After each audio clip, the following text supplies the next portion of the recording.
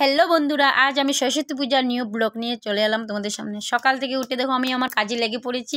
তো আমার ঘরের পুজো দিয়ে দিয়েছি। এবার মেয়ের ভোটটা নিয়ে মন্দিরে চলে গেলাম। আর ওরা নিজের মতো দেখো ফলমূলও কেটে নিচ্ছে।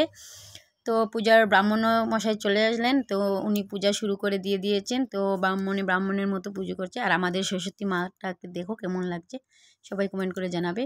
তো এবার পুরোহিত মশাই বসে পড়লেন পুজোতে। ওনার পূজা সম্পূর্ণ হয়ে গেল আর আমরা অঞ্জলি নেওয়ার জন্য দাঁড়িয়ে পড়লাম লাইন ধরে। তো সবে অঞ্জলি দিয়ে দিচ্ছে। আর ওইদিকে দেখো রান্না বসানো হয়েছে, খিচুড়ির ডেকটা প্রথমেই। তো ওইদিকে দাদা, আমার মেয়ে দেখো হেসে গুছিয়ে সাজাসুজি করছে। আমার বোনও একটা ছোট্ট, আমাদের বাড়িতে একসাথে থাকি। তো আমাদের দেখো এইবার ছোটো বোন চলে এলো। তো আমি ছোটো বোনকে দেখিয়ে ভিডিও করছি। এবার সন্ধ্যা হতে চললো। তো সন্ধ্যার মধ্যে দেখো আমরা সবাই মিলে একটু নাচ গান করে নিলাম। আজকের মতো মিনি ব্লগটা এখানেই শেষ করলাম। সবাইকে টাটা বাই।